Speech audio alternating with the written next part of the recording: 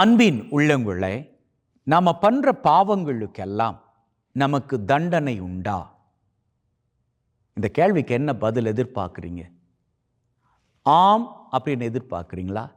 இல்லை அப்படின்னு எதிர்பார்க்குறீங்களா? இதில் ஆம் அப்படின்னு சொன்னால் கடவுள் இரக்கமற்றவர் அப்படின்னு நீங்கள் மனதில் நினச்சிப்பீங்க. இல்லை அப்படின்னு சொன்னால் விரும்பின காரியங்கள் எல்லாம் பண்ணிட்டு ஜாலியாக வாழ்ந்துட்டு உலகத்தை விட்டு போய்க்கலாம் அப்படின்னு எண்ணிப்பீங்க. இது ரெண்டுமே தப்பான காரியங்கள். நம்ம பண்ண காரியங்கள் எல்லாவற்றுக்கும் ஆண்டவர் தண்டனை கொடுப்பதாக இருந்தால் வேதமே சொல்லுகிறது நாம இத்தனை வருஷ காலம் வாழ்ந்திருக்கவே முடியாது.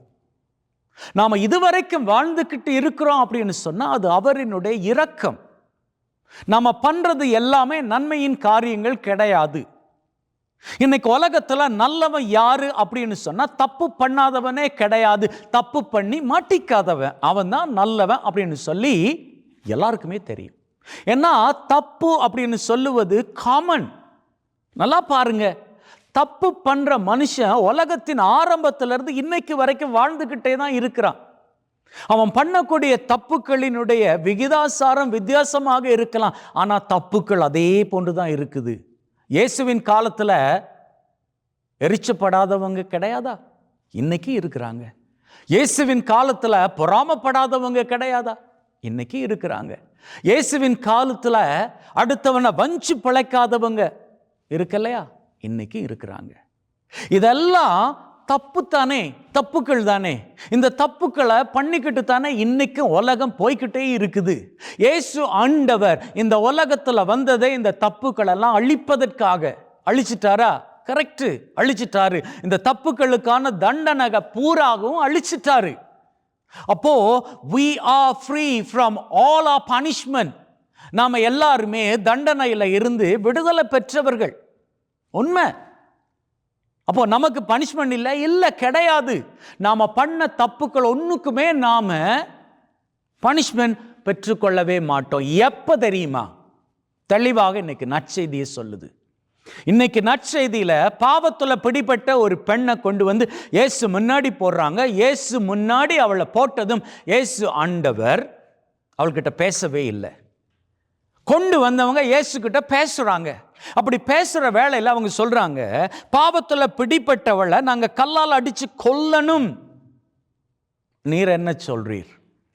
இயேசு என்ன பண்ணாரு? எதுவுமே பண்ணல. இந்த காரியம் நடக்கிறப்போ இயேசு ஆண்டவர் தரையில எழுதிக்கிட்டு இருந்தார். தரை என்பது அன்றைய நாட்கள்ல இயேசு வாழ்ந்த அந்த பாலஸ்தீனத்துல இருக்கக்கூடிய தரை மண் தரை கிடையாது, கத்தரை, பாறை. பாறையில தெய்வம் எழுதிக்கிட்டு இருக்கிறார். இப்போ உங்களுக்கு என்ன நினைவுக்கு வருது? பாறையில தான் தெய்வம் எழுதி கொடுத்தது 10 கட்டளை மோசேக்கு. இங்க புதிய ஏற்பாட்டில் அதே தெய்வம் பாறையில எழுதிக்கிட்டு இருக்கிறாரு. என்ன எழுதிக்கிட்டு இருக்கிறாரு? அதையும் வேதம் சொல்லுது. என்ன எழுதிக்கிட்டு இருந்தார் தெரியுமா? உங்களில் பாவம் செய்யாதவன் கல்லை எறியட்டும். இயேசு கொடுத்த அடுத்த கட்டளை இது. தெய்வம் அன்னைக்கு கொடுத்த 10 கட்டளையோடு இந்த கட்டளையும் இயேசு சேர்த்துக்கிறாரு. இயேசு ஆண்டவர் இந்த 10 கட்டளைகளையும் 2 கட்டளைகளுக்கும் சுருக்கி கொடுத்தாரு.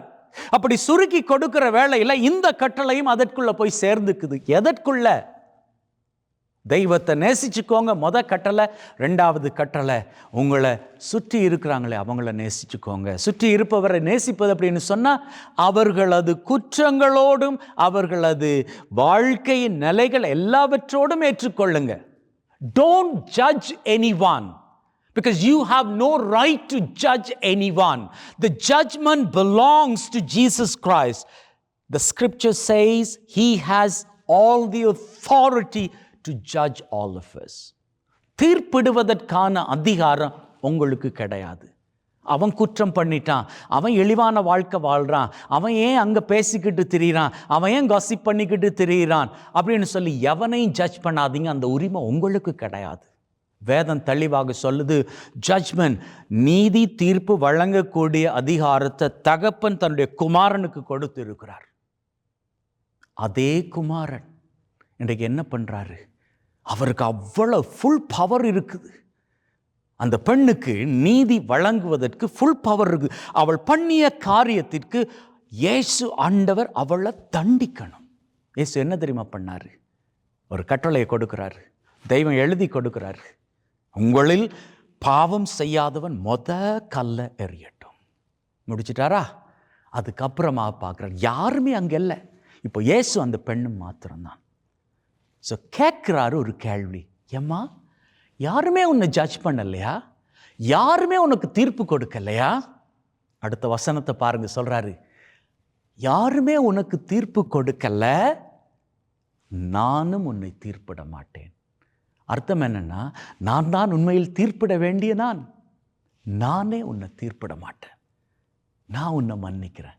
கொண்டா உன் பாவத்தை என் தோள் மேல நான் சுமந்துக்கிறேன். நான் சுமந்துட்டு சிலுவை மரத்துக்கு போறேன். நான் சுமக்கிறது உனக்கு கஷ்டமா இருக்கு இல்லையா? நீ பண்ண பாவத்தை தானே நான் சுமந்துக்கிறேன். அப்படி சுமந்துட்டு போறது உனக்கு கஷ்டமா இருக்கு இல்லையா? ஒண்ணுமே பண்ணாத நான், எந்த பாவம் பண்ணாத நான், உன் பாவத்தை தூக்கிக்கிட்டு நான் போய் சாக போறேனே, அதை நினைக்கும் போது உனக்கு வேதனையா இருக்கு இல்லையா? அப்ப நீ என்ன பண்ணிக்கணும்? இயேசு சொல்லி அனுப்புறாரு, இனிமேல் பாவம் பண்ணிக்காதே. What an amazing God. What an awesome God we worship. நம் ஆண்டவர் அப்பேற்பட்டவர். மன்னிப்பிலே அவர் சிறந்தவர், இரக்கம் காட்டுவதிலே சிறந்தவர். ஆகவே நாம தப்பு பண்ணா நமக்கு தண்டனையா இல்லையா அப்படி என்பது கேள்வியே கிடையாது. நம்ம ஆண்டவரை தண்டிக்கிறோமா அப்படி என்பதுதான் கேள்வி. அவர் எல்லா பாவ காரியங்களுக்கான தண்டனையும் தான் எடுத்துக்கிட்டார். இப்போ நாம் ஏதாவது பண்ணுறப்போ நம்ம மனசுக்கு உறுத்த வேணாம். நாம் பண்ணுற இந்த பாவத்தால் இயேசுவை திரும்ப திரும்ப சிலுவையில் ஆணி கொண்டு அடிக்கிறேனே அப்படி என்கின்ற ஒரு மனச்சாட்சி வேண்டாம். அதால தான் சொல்கிறேன், வேண்டாம், நிறுத்திப்போம். நம்ம என்ன பாவ காரியங்கள் பண்ணாலும் நிறுத்திப்போம்.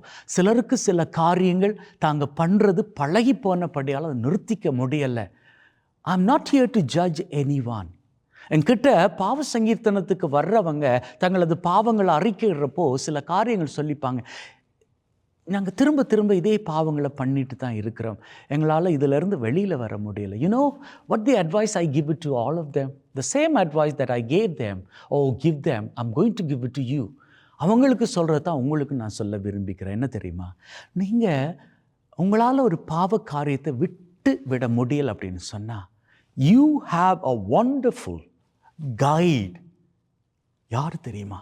ஒரு அற்புதமான வழிகாட்டி, ஒரு அற்புதமான சப்போர்ட்டர், அற்புதமான a good counselor.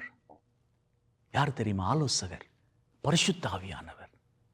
அவர்கிட்ட கேளுங்க, பரிசுத்த ஆவியானவரே என்னால் முடியலை, என்னால் இந்த பாவ காரியத்தை பண்ணாமல் இருக்க முடியலை, எவ்வளோதான் கட்டுப்படுத்தினாலும் என்னால் ஒரு சிகரெட் எடுக்காமல் இருக்க முடியலை, என்னால் போதை பழக்கம் எல்லாம் வாழ முடியலை, என்னால் இந்த தபசு காலத்தில் கூட ஒரு கொஞ்சம் குடிக்காமல் இருக்க முடியலை, என்னால் தபசு காலத்தில் கூட இந்த மாமிசம் தவிர்த்து வாழ முடியலை, வெள்ளிக்கிழமானா போதும் என்னால் எப்படியாச்சும் ஒரு துண்டு மாமிசம் சாப்பிட்றணும் அப்படின்னு இருக்குது, என்னால் கொசை பண்ணாமல் இருக்க முடியலை, என்னால் தப்பான காரியங்கள் பண்ண முடியாமல் இருக்குது, இல்லை கஷ்டமாக இருக்குது. Do you mind helping me? கேளுங்க. எனக்கு உதவி செய்ய வருவீங்களா? கேளுங்க. He is happy to help you. இயேசு சொன்னார்ல, கேளுங்கள் கொடுக்கப்படும். அவர் கேளுங்கள் கொடுக்கப்படும் சொன்னது பணம், பொருள், அந்தஸ்து, ஆஸ்தி இதுகளையா? அதுகளையும் தான். ஆனால் அதையும் தாண்டி அவர் கேளுங்கள் கொடுக்கப்படும் அப்படின்னு சொன்னது பரிசுத்த ஆவியானவரை கேளுங்க. அவர் வந்தாராக இருந்தால் you and got a majority, நீங்களும் தெய்வமும் சேர்ந்தால் அது பெரும்பான்மை. உங்களால் சாதிக்க முடியாத காரியங்களை, எந்தெந்த பாவ காரியங்களிலிருந்து விலகி நடக்க முடியலையோ அப்படின்னு நினைக்கிறீங்களோ அந்தந்த பாவ காரியங்களை எல்லாம் விட்டு விட்டு சாதித்தவர்களாக நேர்மையான பாதையில் நடப்பீர்கள். நீங்கள் நேர்மையான பாதையில் நடக்கின்ற பொழுது இன்னைக்கு என்னென்ன ஆசீர்வாதங்கள்லாம் அவங்க வாழ்க்கையில் இல்லையோ அவற்றையெல்லாம் நிறைவாக பெற்றுக்கொண்டு மகிழ்வின் சிகரங்களை உயரங்களாக தொட்டு வாழ்வீர்கள். ஆமென்.